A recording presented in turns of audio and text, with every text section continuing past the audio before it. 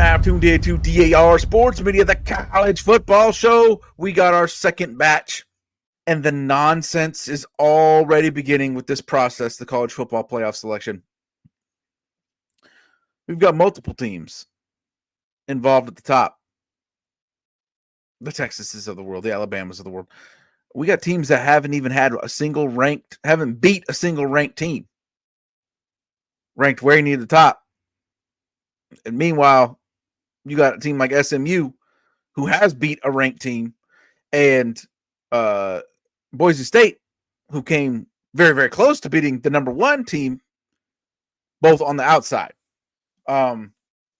So that's fucking tough. We're already looking at stuff like that. There's another pretty obvious, if you listen to this show, thing that I'm zeroing in on big time, but we'll get to that in a minute.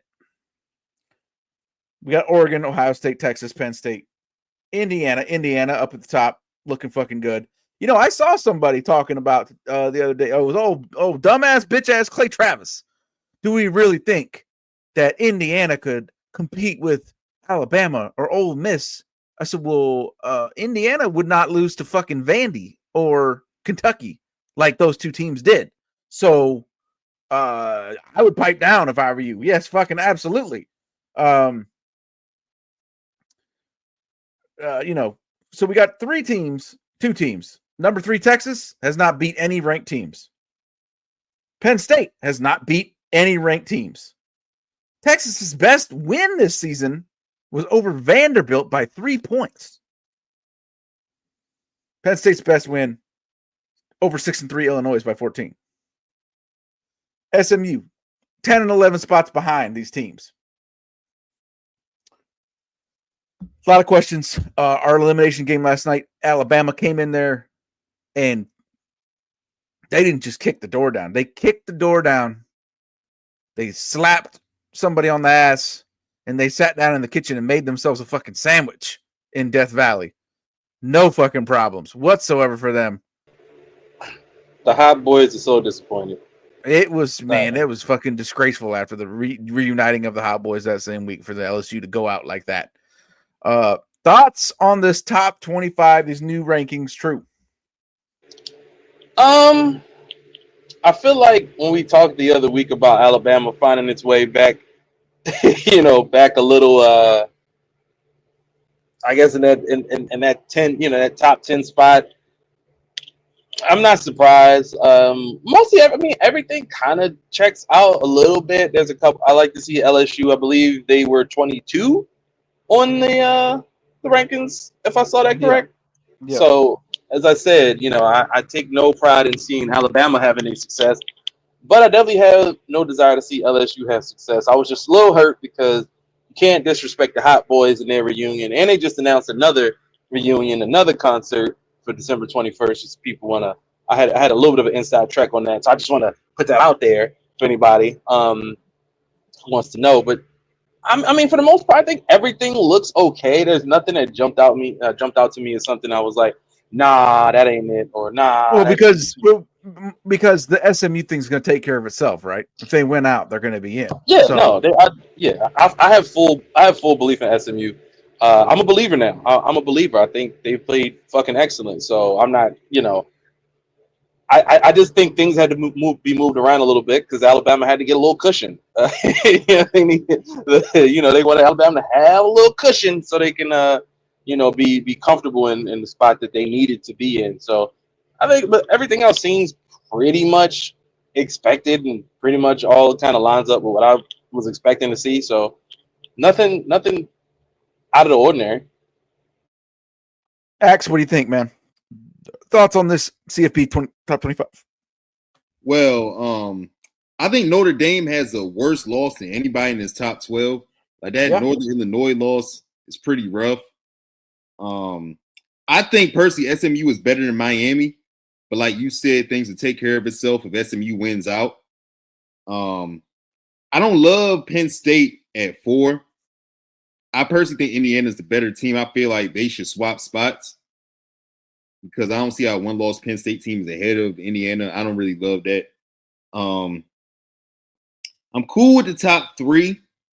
I think Texas, if they win out, they'll deserve their spot. But if they take another loss, they'll still probably keep them in the top 12. You know, this is clearly an SEC Big Ten bias with this top 12 for sure. That's my biggest takeaway. It's like it's literally almost every single team outside of BYU, Miami. And Miami's gonna fall out of there. Like they're still fucking frauds. I don't care. I'm glad they lost. We called this. They should really have 4 fucking losses, to be honest with you. It wasn't Cam Ward saving them motherfuckers, boy, I tell you. Well, and that's like I said, I agree. I was a little surprised to still see them there. But again, that's a situation that's going to take care of itself. You know, one of those teams is going to win, and if SMU comes along and beats them in the conference championship, then they're gone. So, yeah, it's so honestly, I heard like they might not make the conference championship. That loss was like so major that they could still get skipped over and not play in the conference championship game. So, I don't know, man. I hope that one of these SEC teams loses so we can get somebody on the outside to fit like Boise State. I want to see what Genty looks like against top teams in the nation. I would really like to see that. SMU, they played so well. They deserve to be there.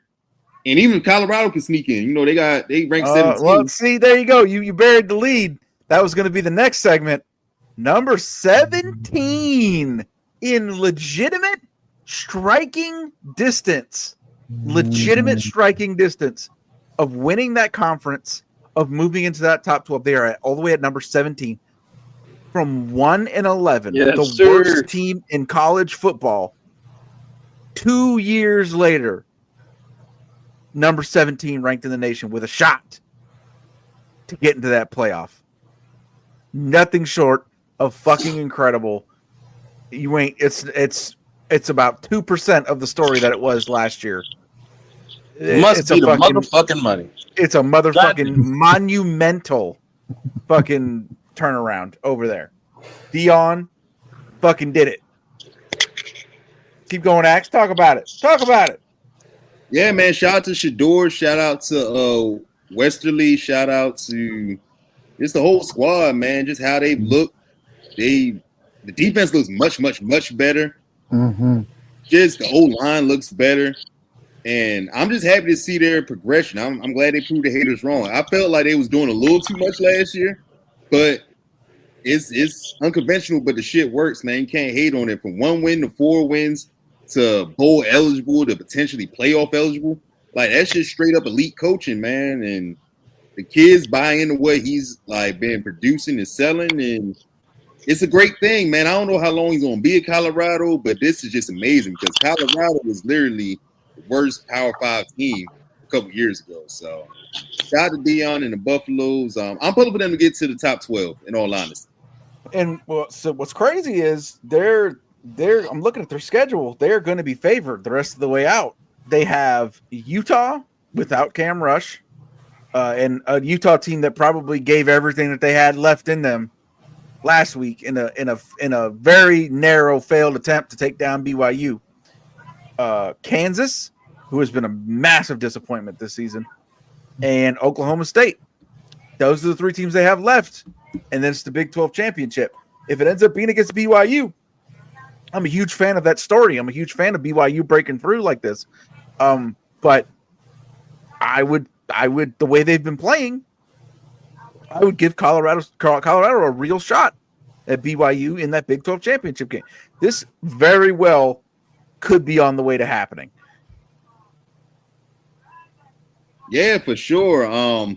Utah, you know, they're a well-coached team, so that's not like a gimme game. And it's Kansas, not a gimme, but I got them winning.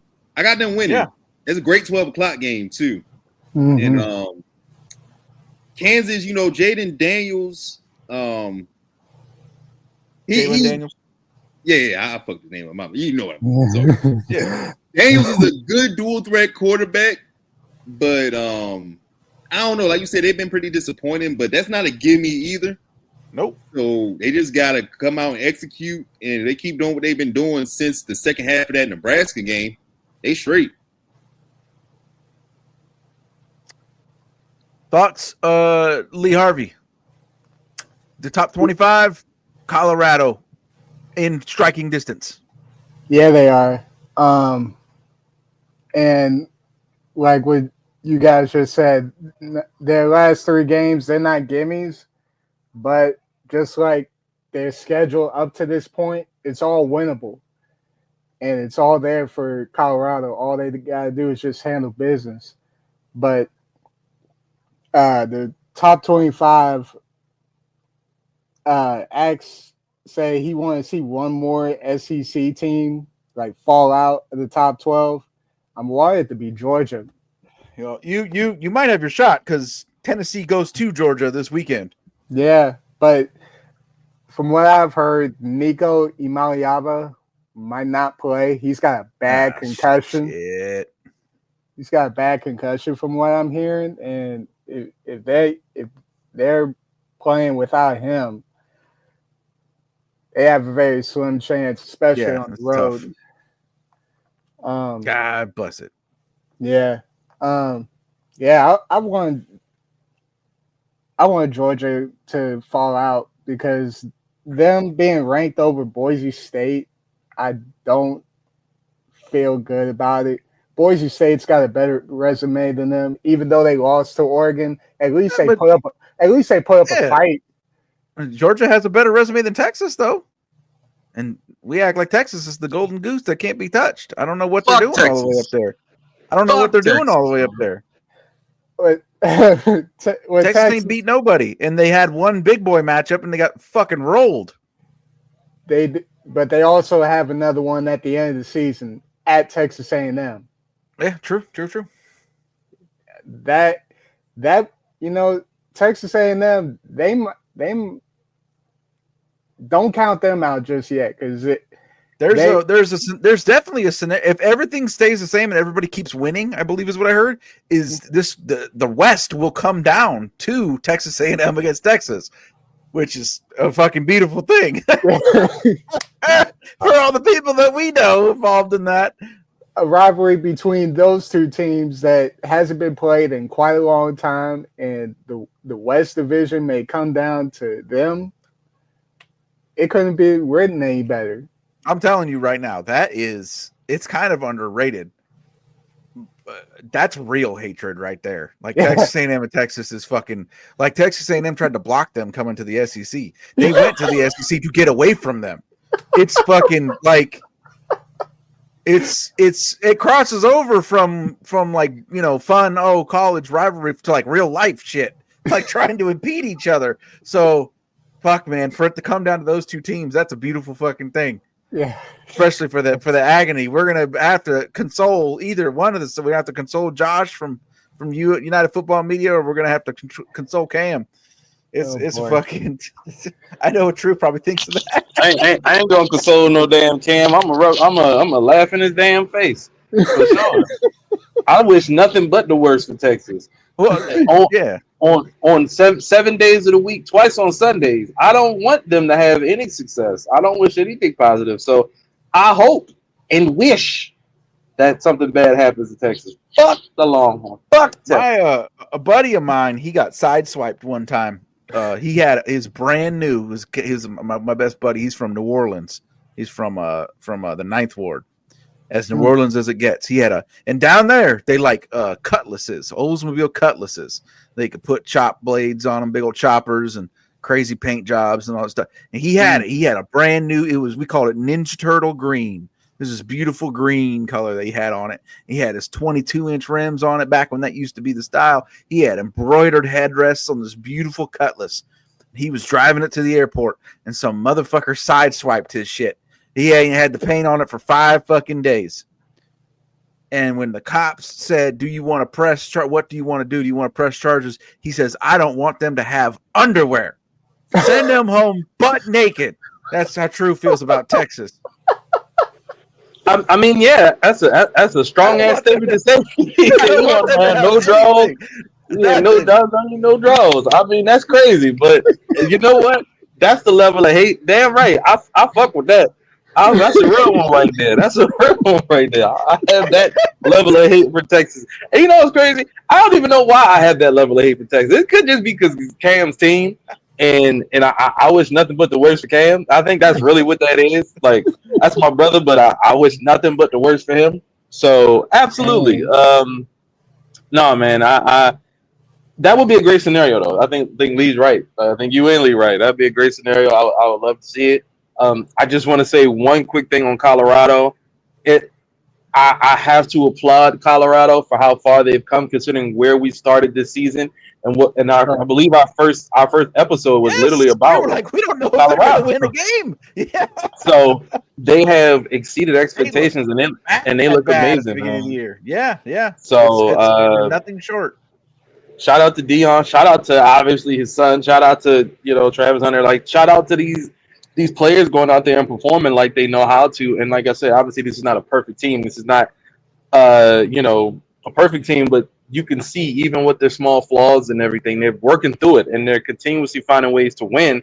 And it seems like in some way they're getting better, and that's what you want. And that was kind of what the concern was when we first talked about it before the year started, and they just they shut everybody up, and you don't see half of that discourse that you heard last year. And I think it is funny because everybody has so much to say last year when they weren't doing good, so much to say when The It's Rock was on the quiet now. sidelines and Offset and Quavo was on the sidelines and shit, and everybody Which was like, was "Oh, ridiculous, but no," and it was. yeah. But you But got Lil Wayne on the I want the sideline. noise to be the same amount this year. Is what you're saying, and what Keep I the agree same. with. Yeah, You got to keep the same energy. Like if you only care about something when they're doing bad, then what does that say about you? You can't give props. You can't give credit. And niggas got nothing but hate. They ain't got nothing but hate in their soul. That's crazy. I think Colorado has done the work, and we were concerned about it. But I mean, they showed promise last year, obviously, because they upped their total, and wins from the year before. Which I mean, really, it didn't really take much to do that. But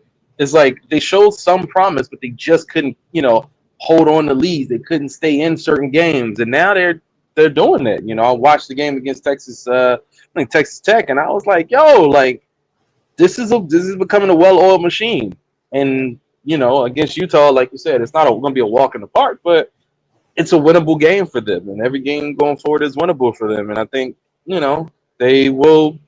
I believe they'll answer the call because you're very close to what you play for. You're very close to what I think everybody plays for when they go in there. So just keep going, and next thing you know, we might look at them rankings a couple weeks from now, and they're in a much nicer spot.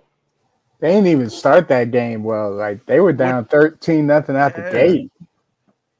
What you just said reminded me. You said something like really fucking funny on the basketball pod, and it just kind of came and went. It didn't really like nobody. I was like, damn, I would kind of wish I was hosting that one because I would have fucking made a whole thing out of that. Remind me after we're done with this to say something about it because it was fucking. I was fucking dying laughing. All right, what games, what matchups? I think we all agree, right? That noon kickoff Axe is absolutely right.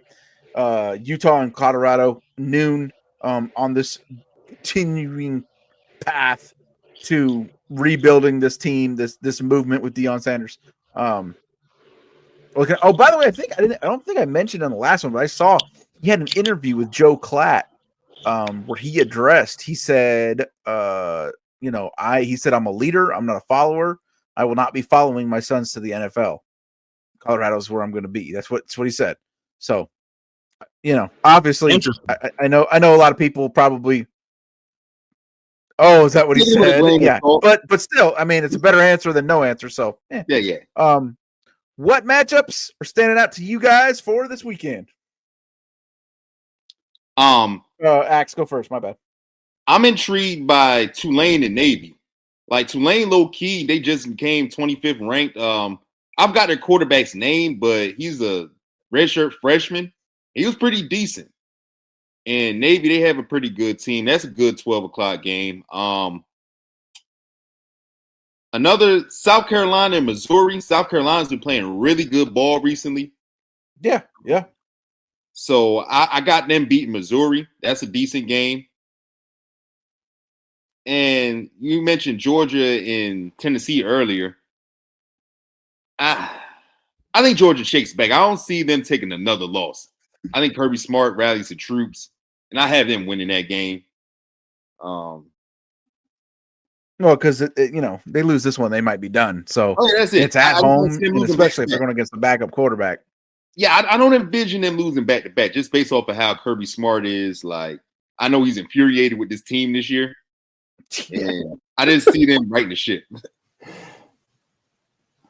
It's going to be a random upset, though, just like it is every week. Like, somebody that we don't expect to lose is going to lose. I don't know who, mine at the end.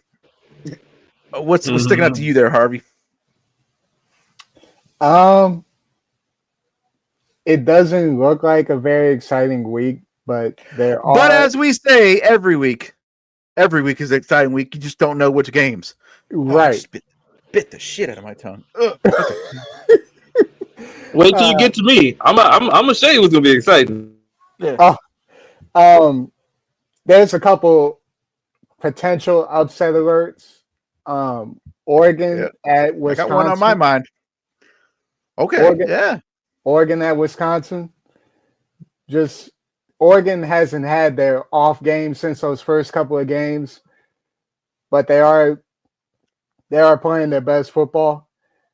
Another one, Kansas at BYU. Yeah, that was the one I was going to say. Okay. Keep going. I'm going to look something up real quick, but 10-15 kickoff. Kansas is not a bullshit team. No. And they have the offense to give BYU some problems, because BYU at 6, they barely got out of there alive last week at Utah, and Utah's athletic director gave him a piece of their mind. He got fined $40,000 for his comments. But yeah, for those are my 2 games to look out for: Oregon at Wisconsin and Kansas at BYU. So check this out. I got something for you. Oh, never mind. It ain't going to matter because of the time zones. Okay, never mind. Press on. Well, no, I was going to, because I'm looking it up and I'm like, doesn't BYU have a curfew? I'm like, isn't that like you're laughing, but like if you're not used to staying up late and then you got to play a fucking football game, I mean, that could fucking play a difference. And still, the game's going to start at about 8:00 out there. It's going to end right at about 11. That's when curfew is at BYU. So they got the worst rules of all time, bro. Like, you can't kiss a woman in the mouth. Like, you can't. It is what it is. We're going to be respectful. What kind of college is that? What the hell? You don't know what BYU is? No, I know it is, but I'm just like, when you don't think about. I don't think about this shit until I think about it, and then I'm like, yeah, you can't even get no cutty. You can't even get no cutty. Not at all. Not over there. Not at all. Not over there. No wonder them niggas in the top 10. No wonder they're in the top 10. No wonder I be balling like I be mad as shit. Damn, I can't get no damn. I can't get no cutty. Hell no. Hold on now. The thing is, though, a lot of these dudes on the team are like in their mid-20s and they're married. Yes. They went on a humanitarian mission. Well, they mad as hell too. That's why they're always like. That's why. Despite the challenges that they face, BYU is almost always like decent because they have a lot of like grown men on their team. So like every year, and also LDS is very heavy in the Polynesian areas, Polynesian islands, Hawaii, all that stuff. So they get a lot of those. They get a lot of fucking Samoans and take a lot of car salesmen off of the lot. Let's see. Yeah, that makes sense. But no, still a little. It's not as bad as I thought, but still, you guys, you're thinking about the 2 hours before you go to bed. Usually, how you feel. Would you be able to go out and play a fucking football game against fucking Kansas? I mean, it'll be interesting. They play. They're young, so it probably won't matter as much. But yeah, this is not a bullshit team, and it's gonna be interesting. Drew, what matchup sticks out to you, bud? Well, so obviously, Missouri, South Carolina, and Tennessee and Georgia, those are the top 2, I think, on tap. But I'm going to make some bold predictions that I'm pretty sure are not going to come true. They're not going to come true. But you know what? I'm going to will them and manifest them to come true. One, Lee Harvey, you lied to me. You lied to me You lied to me. I put faith in Ohio State, and I'm gonna say they're gonna let me down this week. What? You lied to me. Oh, Northwestern What? is going to surprise and beat Ohio State. I know this is not really going to happen, but guess what? I'm going to manifest it and will this shit to happen. So that's one. And if Tay was here, I would say, hey, my brother Peagle is a Wisconsin guy, and I'm going to say that Wisconsin about to hand Oregon that L. And I know, once again, bold predictions. I just want to know if somebody could just look up what the lines on that are, because I feel like they're Wisconsin massive underdog. I feel like Northwestern massive underdog. If you play those two together, I'm sure you get a plus like 8,000 parlay on that. So I don't know. Probably not. It's too late in the season. They start to tighten up. Be a I little bit guess because they get tired of losing money. Hold on, let me look. So, oh, hey now. OSU is favored by 29.5. Yeah. Oh yeah. That's money right there. Northwestern is He's about in to there. He's in there. last second field goal. You never see it coming. You're never gonna see it coming. It's once again. I would not. I just want to point out here. I would not advise you to make this bet. Would not advise you. Oregon is favored by 14.5. Mm-hmm. Okay, so that's a little okay. All right. Well, this is what I hope. This is what I wish. I want to see Lee's teams go down in flames. I want to see Tay's team go down in flames. I can't wish. I've already wished enough ill will on Texas, and it has not worked well enough yet. So I'm gonna just try to put that on the other teams at the top. Why? Because I'm a hater, and as a hater, I don't want to see nobody at the top succeed anymore. God damn it, y'all gotta suffer like that. That might be on its way to happening because Texas, only time they've played a team worth of flying fuck this year, they got fucking rolled. And as you know what? Arkansas, the playoff is coming. Arkansas is not bad. Yeah, Arkansas gonna do it. Yeah. Arkansas gonna do it. And when they do, Cam, trust me, Cam, you and Cam block everybody on Twitter, but I got his phone number. I'm gonna call him. And he might have blocked my number. I'm like, hey, motherfucker, you lost. Escape me. L's all around. But no, I mean, I think this will be a decent week. I think every time we like you said, Eric, every time we say this week doesn't look like this or look like that, it ends up being a week that's actually college football. So that's what's beautiful. That's what's beautiful about college football. When me and the guy Ace from UFM, he'll be on here someday. Incredible content provider. We were talking about. We said something about college, something crazy going on with college football. We call that's called. So that's beautiful and insane. And I said that's a great name for a college football podcast. Beautiful and insane, because that's fucking college football. And every single week, the matchups can be whatever they want, but there's gonna be crazy shit that's gonna happen. That's a fact. There's matchups you're never gonna expect. That's a fact. Like I said, this looks like a fun week.